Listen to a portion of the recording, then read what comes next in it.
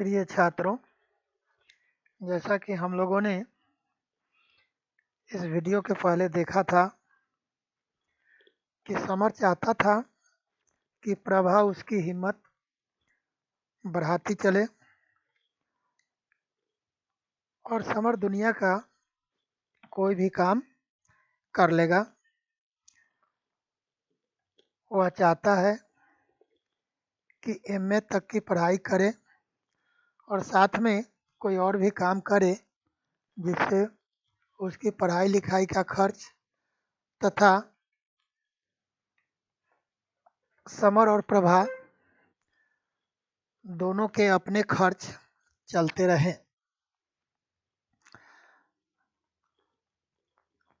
उसके बाद हम लोग देखते हैं कि समर एम्प्लॉयमेंट एक्सचेंज में जिस सज्जन से मिला था उस सज्जन को लेकर के अब कहानी आगे बढ़ रही है। एम्प्लॉयमेंट एक्सचेंज के बाहर जिन सज्जन से समर की मुलाकात हुई उनके विषय में उसने प्रभा को बताया था। समर ने प्रभा को बताया एम्प्लॉयमेंट एक्सचेंज के बाहर जिस व्यक्ति से उसकी मुलाकात हुई और उस व्यक्ति के जो अपने विचार थे उन विचारों से वह खुद अवगत तो हुआ था, साथ में उनके विचारों से प्रभा को भी उसने अवगत कराया। समर उनसे बहुत प्रभावित था, उनसे बहुत इम्प्रेस था। वह दिवाकर के घर गया और वहाँ उसे वही सज्जन मिल गए। जब वह दिवाकर के घर गया तो फिर वही सज्जन मिल गए। कहने का मतलब यह है कि इससे पहले हम लोगों ने देखा था कि दिवाकर ने कहा था कि वह अपने चचेरे भाई शिरीष भाई से उसे मिलवाएगा। एम्प्लॉयमेंट एक्सचेंज में ही शिरीष भाई मिल गए, लेकिन उस समय उन्होंने अपना परिचय समर को नहीं दिया और समर ने भी उनसे उनका परिचय नहीं पूछा था।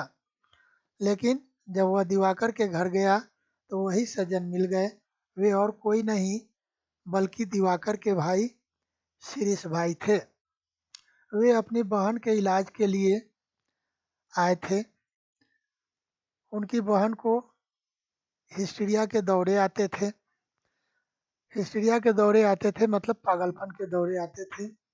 अतः उसे मेंटल हॉस्पिटल में भर्ती कराया गया। उसकी बीमारी का असली कारण वे जानते थे। शिरीष भाई जानते थे कि उनकी बहन की बीमारी का असली कारण क्या है। उसकी बीमारी का असली कारण क्या था वह हम लोग यहाँ देखेंगे। शिरीष भाई की बहन की शादी छोटी उम्र में कर दी गई थी। उस समय उसके पतिदेव पढ़ रहे थे। जब पढ़ाई पूरी हुई तो अचानक उनको एहसास हुआ कि पत्नी तो अनपढ़ है। जब वे पढ़ लिख करके और अपनी पढ़ाई पूरी कर ली और एक खास मुकाम को छू ली, एक ऊंचाई पर पहुंच गए, तब उनको महसूस हुआ कि उनकी पत्नी अनपढ़ है। उसके साथ उनका निर्वाह नहीं हो सकेगा। उस पत्नी के साथ उनका निर्वाह गुजर बसर नहीं हो सकेगा। इसलिए उन्होंने क्या किया, अपनी पत्नी को छोड़ रखा था, पत्नी को छोड़ दिया था, उससे कोई मतलब नहीं रखते थे। यही होता है। पहले जब वे कम पढ़े लिखे थे, पढ़ाई उनकी जारी थी, अभी पढ़ ही रहे थे, उसी समय उनका विवाह हुआ था। उस समय उन्हें वह पत्नी अनपढ़ नहीं लगी। लेकिन जब ये अपनी पढ़ाई आगे बढ़ा ली, ऊंची शिक्षा प्राप्त कर ली, तब इन्हें लगा कि इनकी पत्नी अनपढ़ है और उन्होंने अपनी पत्नी को छोड़ दिया था, जो शिरीष भाई की बहन थी, दिवाकर की चचेरी बहन थी। उसे शिरीष जी अपने साथ ही रखते थे।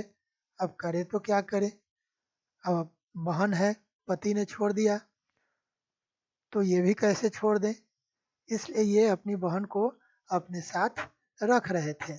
इसी तरह उन्होंने अपनी बहन को मैट्रिक पास कराया, पर ज़्यादा सोचने से उसे यह बीमारी हो गई, वरना इस साल इंटर कर लेती। कहने का मतलब है कि जब पति ने कह दिया था कि अनपढ़ है, तो उसके भाई ने अर्थात शिरीष भाई ने अपनी बहन को मैट्रिक पास कराया था। लेकिन वह बार बार सोचती रहती थी, क्योंकि उसके पति ने उसे छोड़ रखा था, जिसके कारण उसको यह बीमारी हो गई थी। यदि यह बीमारी उसे नहीं होती तो वह इस साल इंटर अर्थात क्लास 12 पास कर लेती। समर को लगा कि जैसे मुन्नी की कहानी सुनाई जा रही हो। जब शिरीष भाई ने अपनी बहन की कहानी सुनाई तो समर को लगा कि उसकी बहन मुन्नी की भी कहानी कुछ इसी तरह से है। उसे लगा कि यह कहानी मुन्नी की ही कहानी है। उसके इलाज के लिए शिरीष भाई जी को वहाँ आना पड़ेगा। कहने का मतलब कि वे बार बार वहाँ आते थे। आगरा के मेंटल हॉस्पिटल में उन्होंने भर्ती कराया था, इसलिए वे यहाँ हमेशा आते थे। आगे देखेंगे हम लोग। शिरीष भाई हिंदू कोड बिल पास होने का इंतजार कर रहे थे। हिंदू कोड बिल यदि पास हो जाता तो उस समय तलाक देने का कानून बन जाता। वे अपनी बहन को तलाक दिलाकर और उसकी दूसरी शादी कराना चाहते थे। कानूनी रूप से उनकी बहन को उसके पति ने कानूनी रूप से नहीं छोड़ा था, ऐसे ही सामाजिक तौर पर छोड़ दिया था। तो ये चाहते थे कि हिंदू कोड बिल जब पास हो जाएगा तो कानूनी रूप से उसके पति से उसे तलाक दिलवा देंगे और उसकी दूसरी शादी कर देंगे। वे पिता की संपत्ति में पुत्री के भी बराबरी हिस्से के पक्ष में थे। शिरीष भाई का मानना था कि पिता की जो भी संपत्ति है उस संपत्ति में जितना बेटा का शेयर है उतना ही बेटी का भी शेयर होना चाहिए, इस पक्ष में थे। समर तथा शिरीष के बीच तलाक तथा संपत्ति में बहन भाई के बराबर के हिस्से के संबंध में बहस होती है। अब यहाँ समर और शिरीष भाई के बीच बहस छिड़ जाती है। कहने का मतलब कि समर भाई हिंदू कोड बिल के पक्ष में थे, पिता की संपत्ति में पुत्री को बराबर के हिस्सा के पक्ष में थे, लेकिन समर इसके विपक्ष में था। अब यहाँ फॉर द मोशन और अगेंस्ट द मोशन बहस छिड़ गई। समर का मानना था कि तलाक नहीं होना चाहिए, उसका मानना था कि तलाक नहीं होना चाहिए और संपत्ति के बंटवारे को लेकर भाई बहन का आपसी प्यार कम होगा। यहाँ कहा गया कि यदि संपत्ति में बहन को बराबर का हिस्सा दे दिया जाए तो भाई और बहन के प्रति जो आपसी प्यार होता है वह प्यार कम जाएगा, क्योंकि बहन संपत्ति में हिस्सा नहीं ली रहती है, जिसके कारण ही उसे भाई से प्यार मिलता है, ऐसा समर का मानना है। शिरीष का कहना था कि बहन के प्रति दया और प्रेम मन से न कि सामाजिक या राजनीतिक बंधन से। शिरीष कहते थे कि बहन के प्रति दया और प्रेम मन से नहीं होना चाहिए, मन से है, सामाजिक या राजनीतिक बंधन से नहीं है। जब दो भाई बंटवारा करके अलग अलग सुख से रह सकते हैं तो फिर बहन और भाई क्यों नहीं। शिरीष भाई का कहना है कि जब दो भाई होते हैं तो पिता की संपत्ति में दोनों बराबर बराबर हिस्सा लेकर के और दोनों सुख से रहते हैं और आपस में मिलजुल करके रहते हैं, तो बहन को यदि पिता की संपत्ति में बराबर का हिस्सा मिल जाए तो भाई और बहन आपस में मिलकर प्रेम से क्यों नहीं रह सकते हैं? जरूर रह सकते हैं। समर ने कभी इस ढंग से सोचा ही नहीं था। समर ने कभी इतनी गहराई में जाकर सोचा ही नहीं था कि जब 4 भाई 3 भाई हैं और बराबर की संपत्ति का हिस्सा लेकर के बराबर बराबर संपत्ति लेकर के और वे सुख से रहते हैं, मिलजुल करके रहते हैं, तो क्या बहन नहीं रह सकती? दिवाकर ने शिरीष को बताया कि समर बहुत सोचता है और शिरीष का विचार है कि वह तर्क वितर्क की बुद्धि से नहीं सोचता। कहने का मतलब कि दिवाकर ने शिरीष भाई को बताया कि समर बहुत सोचता है, बहुत थिंकिंग करता है, लेकिन जो तर्क वितर्क करता है वह बुद्धि से नहीं करता है, अपितु भावनाओं के आवेश में घुटता है, लेकिन वह इमोशनल होकर के तर्क वितर्क करता है, लॉजिक नहीं देता है। शिरीष को लगता है कि नारी मजबूरियों में घुटती रहती है।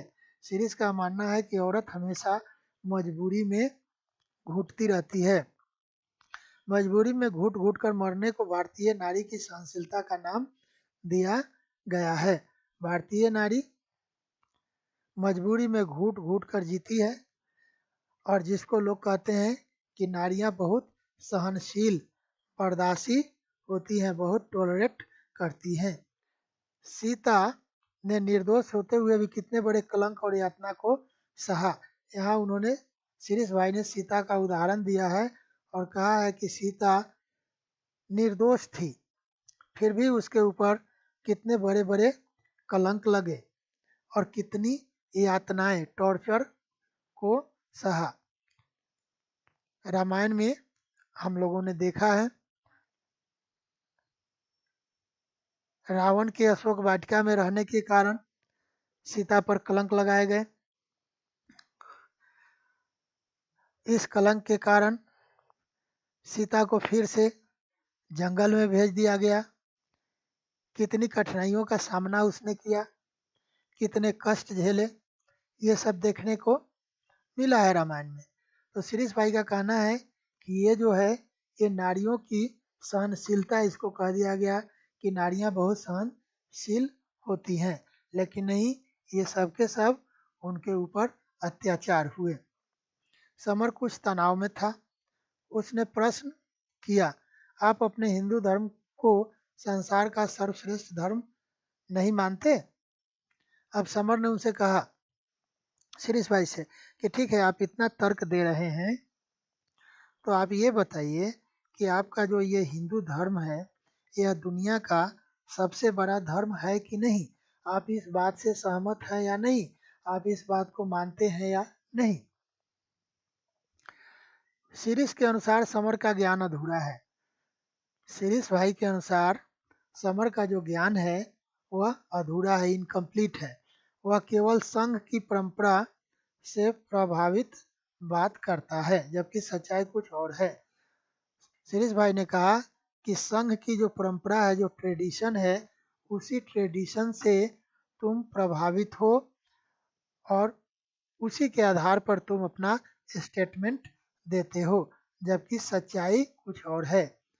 हिंदू धर्म में मानवता के लिए हिंदू धर्म में मानवता के लिए कुछ नहीं किया। हालांकि हिंदू धर्म में मानवता के लिए अर्थात ह्यूमैनिटी के लिए कुछ नहीं किया जाता, लेकिन ईसाई धर्म में लोग स्कूल खोलते हैं, अस्पताल खोलते हैं।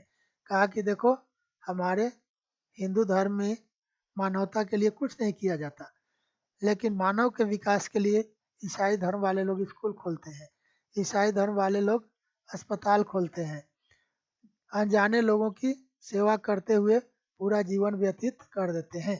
ईसाई धर्म में ऐसा देखा गया है कि वे जिन लोगों को नहीं जानते हैं उन लोगों की भी सेवा करते करते अपना जीवन बिता देते हैं। हिंदू धर्म बड़ा अवैज्ञानिक तथा अव्यवहारिक है। उन्होंने कहा कि हिंदू धर्म जो है वह अनसाइंटिफिक है तथा अव्यवहारिक, इम्प्रैक्टिकल है। समर ने प्रतिवाद मतलब डिबेट, बहस करते हुए कहा कि हमारा लक्ष्य तो हमेशा आध्यात्मिक शांति और उन्नति रहा है। कहा कि हमारा एम लक्ष्य जो रहा है वो हमेशा स्पिरिचुअल पीस और उन्नति मतलब प्रोग्रेस, आध्यात्मिक शांति मतलब स्पिरिचुअल पीस। कहा कि हमारा जो लक्ष्य रहा है वो हमेशा क्या रहा है, यहाँ मैं लिखता हूँ इसको,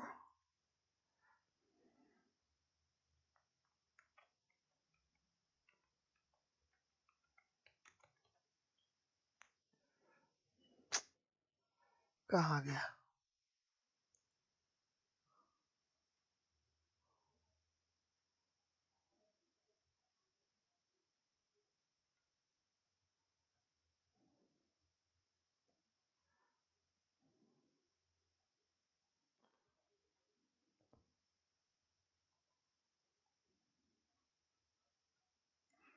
यहाँ है।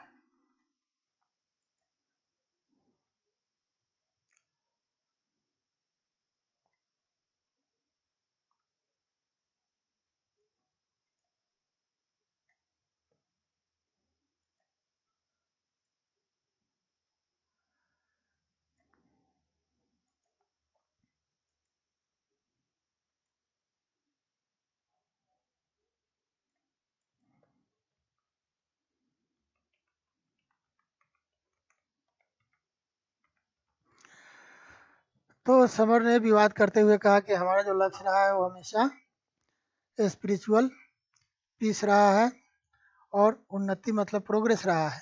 हमने कभी दूसरे देशों पर हमले नहीं किए, हमारा देश कभी किसी दूसरे देश पर अटैक नहीं किया।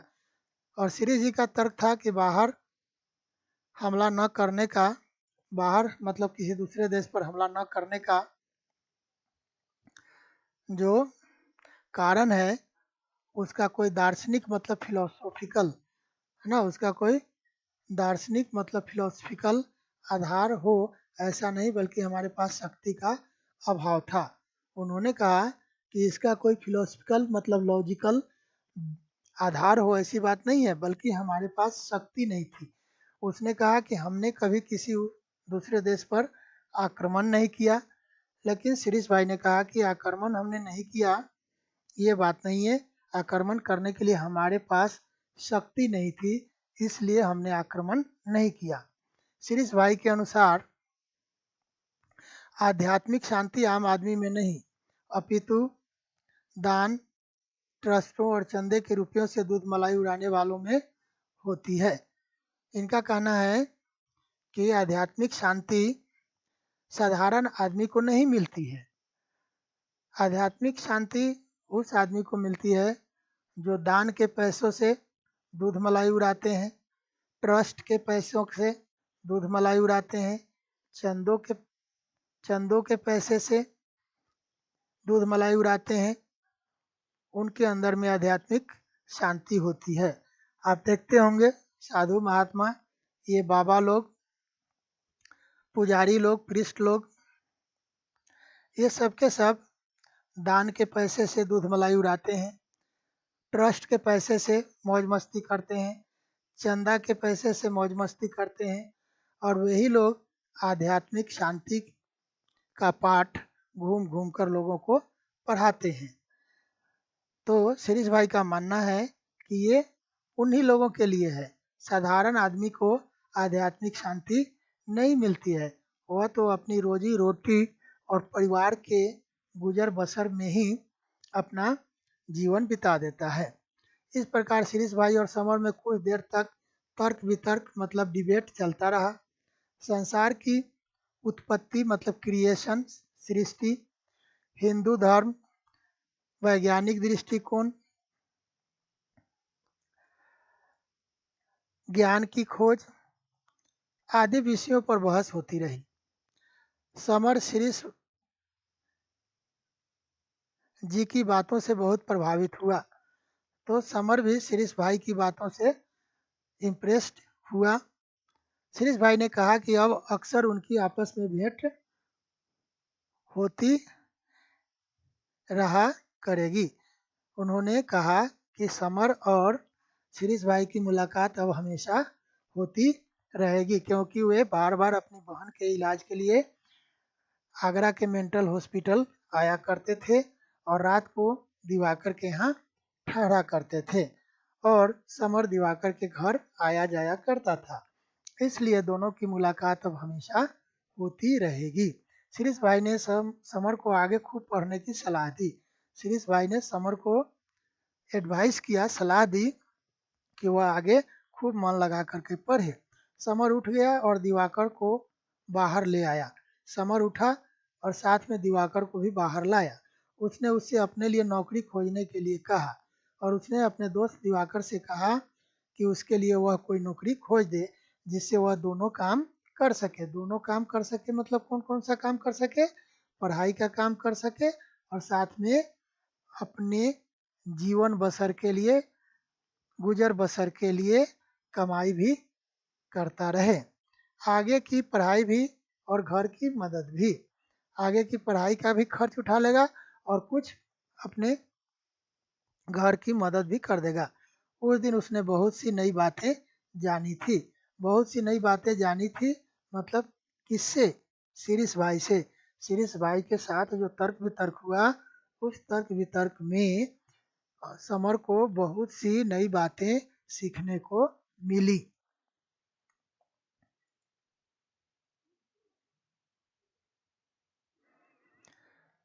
तो हम लोग देखेंगे चैप्टर 4 पार्ट 4 यहीं समाप्त होता है। यह छोटा पार्ट था इसलिए इसका वीडियो छोटा हुआ। अब अगला पार्ट इसमें इंक्लूड नहीं करते हैं, इसमें नहीं मिलाते हैं। अगला पार्ट जो पार्ट 5 होगा उसको हम लोग नए वीडियो में देखेंगे। फिलहाल इतना ही। धन्यवाद।